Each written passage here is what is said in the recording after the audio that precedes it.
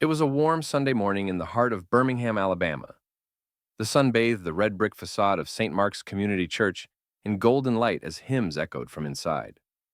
Reverend Elijah Brooks, a well-known and deeply respected black pastor, was delivering the final blessing of the service.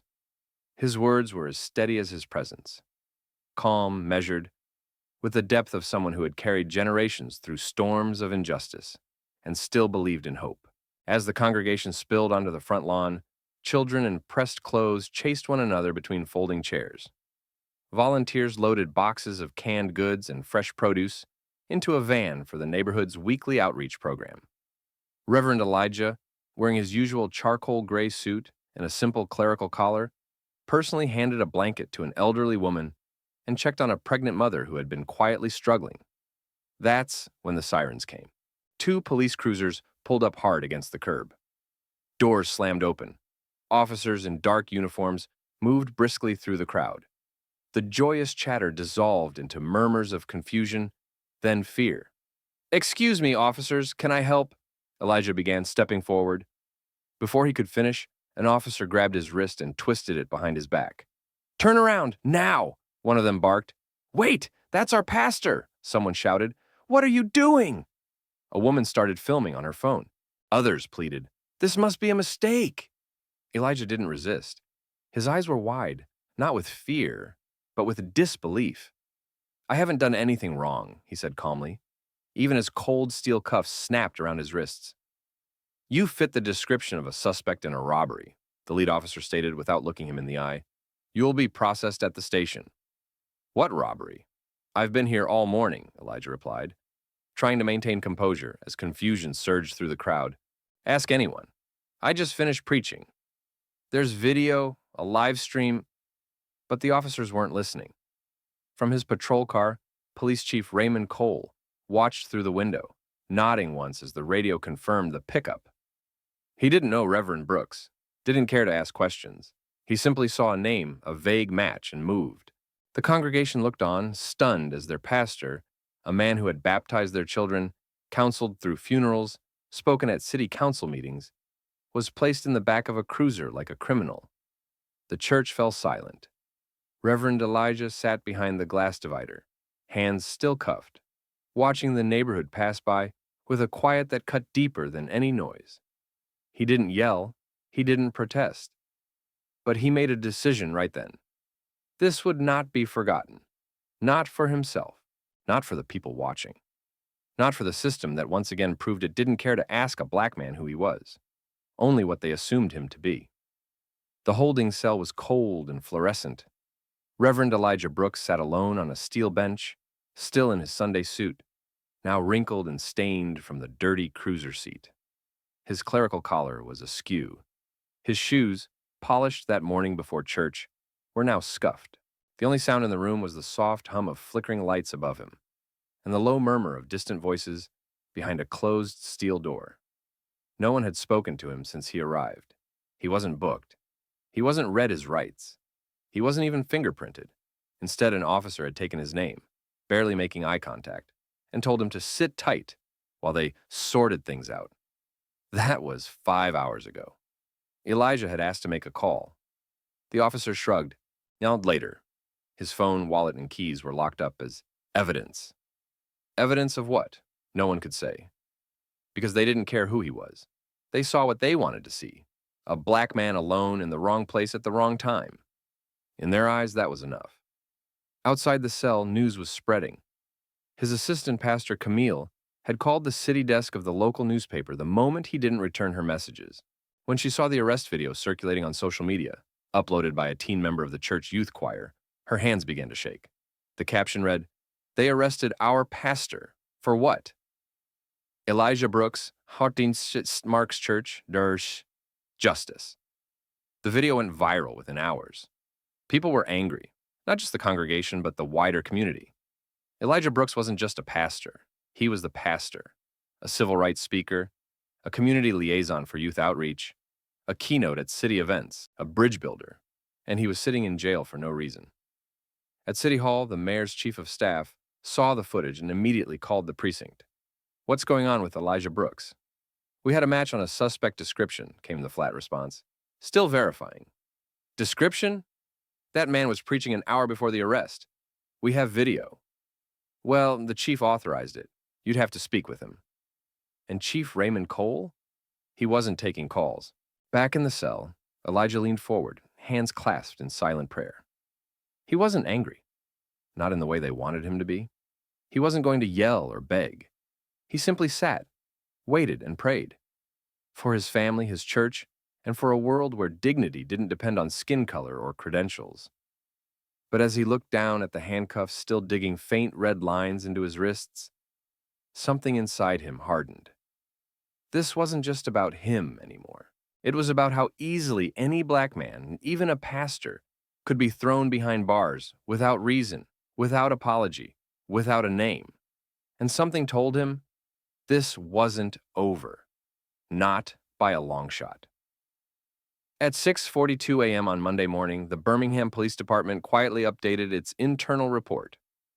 Robbery suspect apprehended on Greenmount Ave. Suspect identified as Jamal D. Hayes, age 22.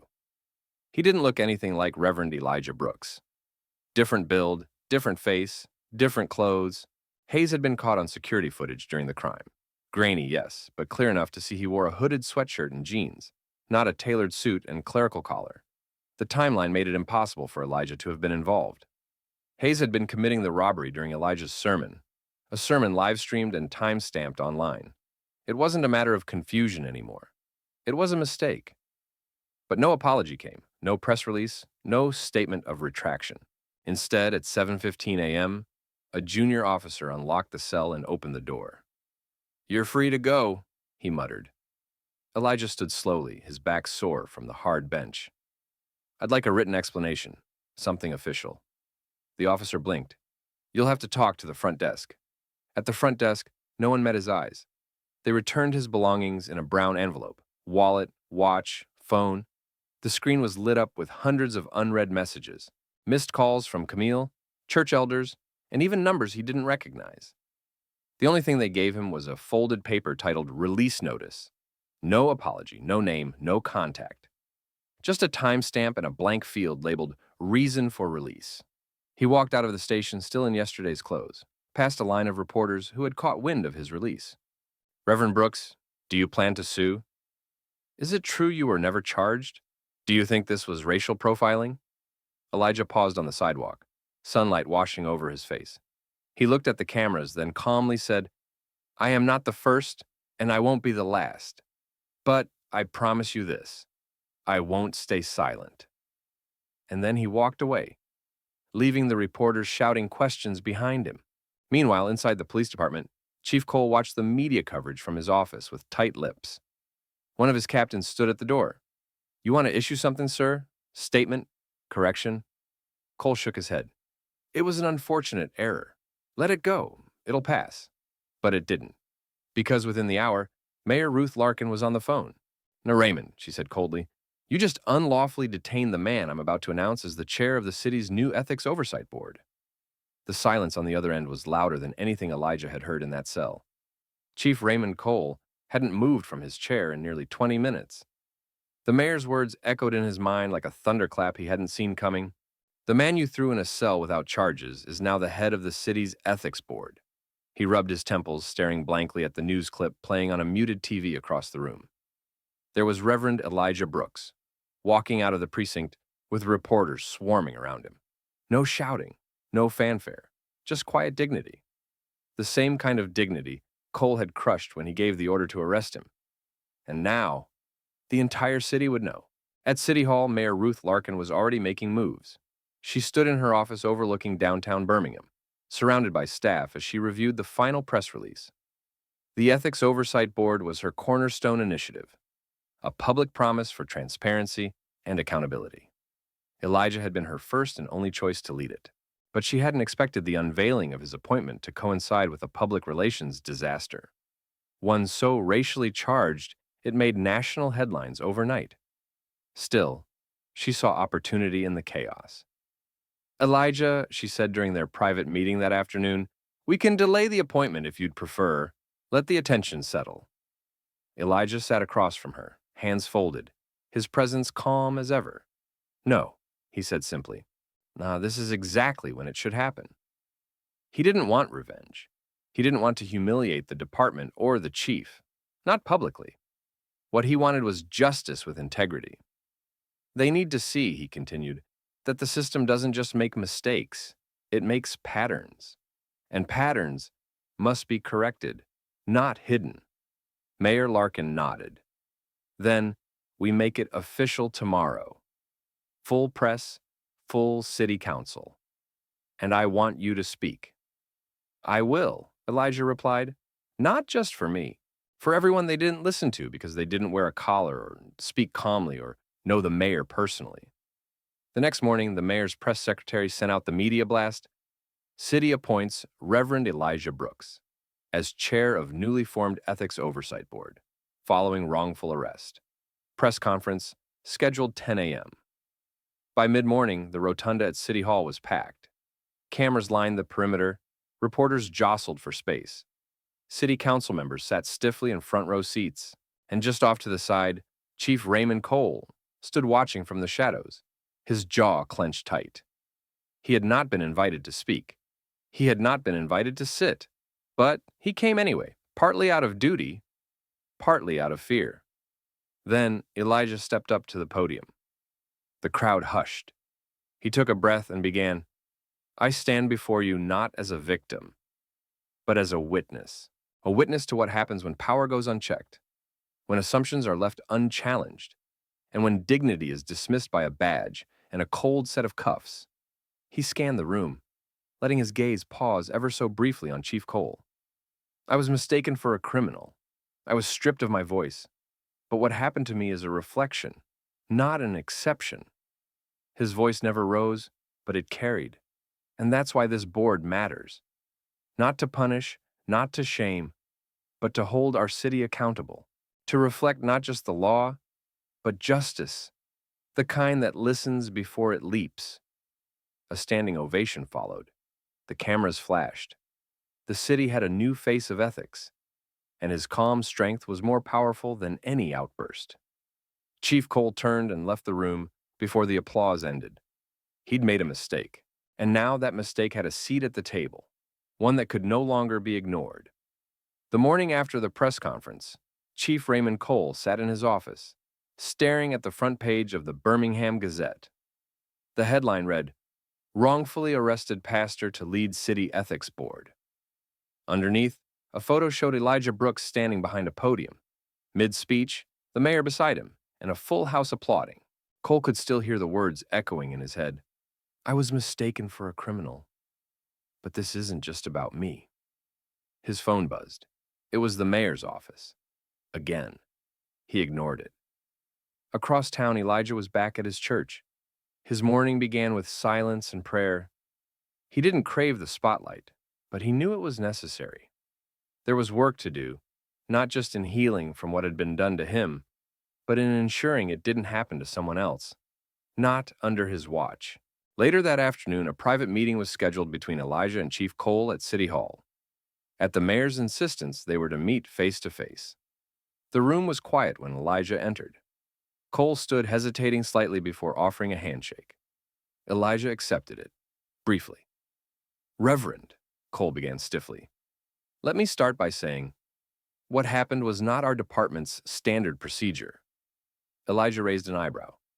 Your officers arrested me without verifying my identity, held me without charges. That was your procedure. Cole sighed. Look, I admit the situation was badly handled. But it wasn't personal. It was fast-moving, and it was racial profiling, Elijah interrupted, his tone calm but firm. You didn't know who I was. You didn't ask. Because to you, I fit the description. That's the part you can't excuse with protocol. Cole's face reddened. I didn't target you. But the system you oversee did, Elijah said. And now, I oversee the system that will hold it accountable.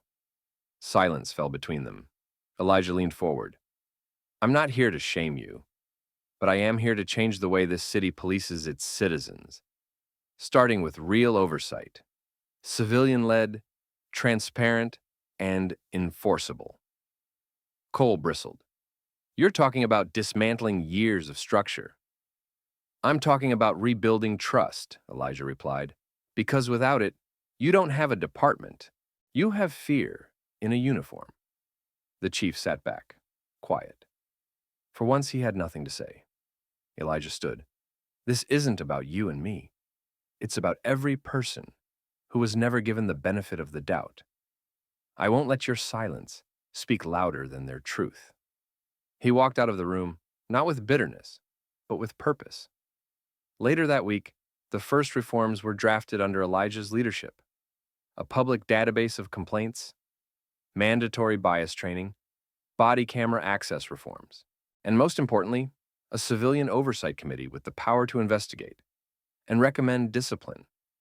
The system that once tried to break him was now the one he would rebuild. From the inside. The ethics board convened for the first time in early spring inside a modest civic hall packed with folding chairs and skeptical faces. Residents, activists, church members, and even retired officers sat shoulder to shoulder, uncertain of what this board could actually achieve. At the head of the long table sat Reverend Elijah Brooks, no longer just the wrongfully arrested pastor, but now the city-appointed chair of a board tasked with cleaning up years of broken trust. He began with humility. We aren't here to punish, we're here to restore. But restoration can't begin without truth. The first hearings were tense. A young mother came forward with a complaint about her teenage son being stopped and searched without cause. Another man described years of harassment near his business because he looked suspicious at night. The stories were familiar, not just to Elijah, but to every black resident in that room. Chief Cole attended the first meeting in the back row, arms folded. He didn't speak. He didn't have to. His presence was enough to draw attention. But Elijah didn't acknowledge him. Not out of pettiness, out of discipline. This wasn't personal vengeance. This was about structure. Over the next few weeks, the board held listening sessions across the city. They traveled to schools, mosques, churches, and senior centers. They collected hundreds of statements, anonymous reports, even officer testimonies from those inside the system who had grown disillusioned. Resistance came swiftly. Police union reps began calling the board anti-law enforcement. Anonymous social media accounts spread false claims about Elijah's motives. One radio host even mocked the idea of a preacher running police policy. But with every attack came another ally. Local business owners offered to host meetings. Teachers used Elijah's speech in classrooms. Former city council members offered legislative advice. And perhaps most surprisingly, a few young police officers reached out to volunteer for community programs. One of them was Officer Jaime Ruiz. He sat with Elijah in a downtown cafe one rainy afternoon. I joined the force to help people, Jaime said, but I've seen too many things I can't explain away anymore. I want to help fix this, from the inside. Elijah smiled. Then you're exactly who this work is for. They discussed accountability, training gaps, and the silent pressure inside departments to look away. Jaime admitted there were good cops afraid to speak up. Elijah replied, fear can be overcome. Silence cannot. As April turned to May, the Ethics Board issued its first recommendations to the mayor: an independent audit of misconduct cases, a revised use of force policy, and a public hotline for anonymous complaints. Cole refused to comment, but the mayor didn't. Standing before a podium, she declared, for the first time, our city will walk toward justice with open eyes and an open door. The headlines were different now. No longer wrongfully arrested pastor, but ethics chair Elijah Brooks leads reform charge. Elijah never asked to lead this fight, but now that he was in it, he would see it through, not just for himself, but for everyone who had ever been told they didn't belong in rooms like this one. The city auditorium was packed to capacity. It was the annual Civic Leadership Awards, an event once seen as little more than a political formality. But this year, everyone wanted to be there. Reporters, activists, churchgoers, and even skeptics filled the seats, not because of the award, but because of who was receiving it. Elijah Brooks stood backstage, dressed not in a collar or a suit, but a simple navy blue jacket and slacks. He wasn't a man of titles tonight, just a man of truth. The truth that had been tested, arrested, and ultimately elevated. The mayor stepped up to the microphone, smiling. Tonight, we honor a leader who never asked to be in the spotlight. But when the moment came, he didn't run from it. He transformed it. Applause thundered through the room. Elijah walked slowly to the stage, steady and composed, as flashbulbs snapped around him. He took the award gently, held it up for a second, and then set it down. "I didn't come here tonight for a trophy," he said into the mic. "I came here to remind you that justice is not something we hand out once a year. It's something we build every day." He paused, letting the words settle. And sometimes, building justice means standing calmly while someone with a badge calls you a suspect. Sometimes it means forgiving the people who would rather ignore your name than admit their mistake. And sometimes it means sitting across from the man who put cuffs on your wrists and telling him, "We can do better." In the back of the room, Chief Raymond Cole stood in silence. He hadn't resigned. Not yet. But he had changed. Since their last meeting, he had started attending community forums. He had authorized a review of stop and frisk data. And quietly, he had begun mentoring young black cadets at the academy, something he never used to do. Elijah hadn't demanded his downfall. He'd demanded his reflection. And that reflection was working. Outside, the air was crisp with spring. As the crowd spilled into the streets, people shook Elijah's hand, hugged him, snapped selfies, and asked what was next. He smiled softly. "What's next?" holding the door open. "So the next voice isn't mine, but yours." He stepped off the stage that night, not as a victim, not even as a hero, but as a builder of something stronger. A city where justice wore more than a badge. A city where the loudest power wasn't fear, but integrity. And somewhere far from the cameras, someone who once doubted him finally whispered the words that Elijah had never needed to hear, but always hoped someone would say, "I was wrong, and I'm glad you stayed."